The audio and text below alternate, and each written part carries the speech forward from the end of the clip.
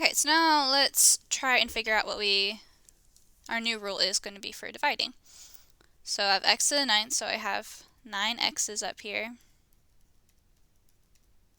1, 2, 3, 4, 5, 6, 7, 8, 9.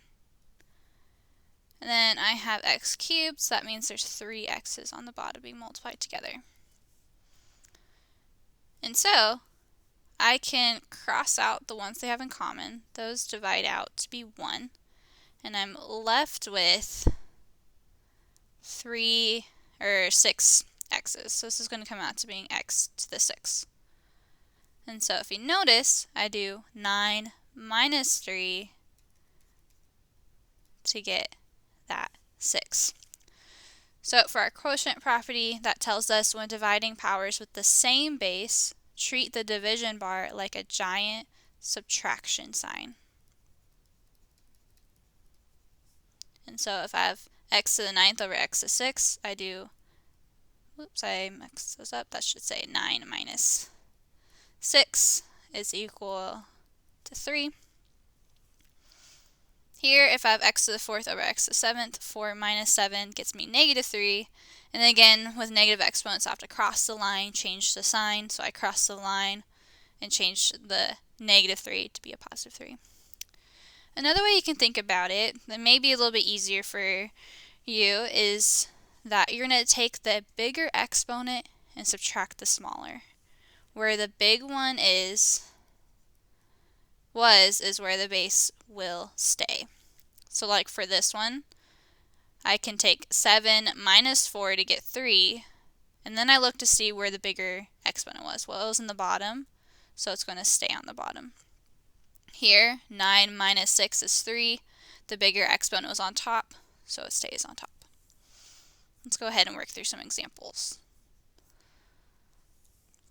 So I have x to the 11th over x to the 7th. I want to take the bigger exponent, 11, subtract the 7.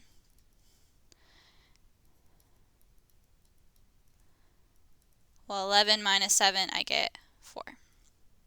And the bigger exponent is on top, so it stays on the top. Okay, let's look at this one. So I want to take the bigger exponent and subtract the smaller. But here, the bigger exponent is on the bottom, so I know this is going to stay on the bottom. And I get y to the 7th. It's okay if you don't do it that way. You can do it the other way. You could have also done y to the 8th minus 15, which gets you y to the negative 7, but then you're going to have to cross the line, change the sign. So it's okay either way that you do it. Okay, now let's look at this one. This one's a little bit more tricky. I have a little bit more going on. So if I'm looking at a problem like this and I see a negative exponent, my first thing that I want to do is I want to move that. And so I see that negative 4, and I know I need to cross the line, change the sign. So I'm going to move that y to the negative 4th to the bottom.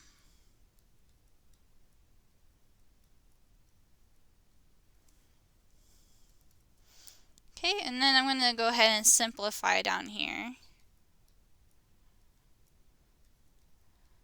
Y squared times y to the 4th, remember from our previous video, that means I need to add the exponent. So 2 plus 4, I get 6. And now I see I have x on top and x on bottom, and they're both x cubed. And so I know I'm going to do 3 minus 3, which is 0. And I know anything to the 0 power is just 1. And so these really just cross out. And so my final answer is 2 over y to the 6. Okay, that's it for this video. You can go ahead and move on to that last one.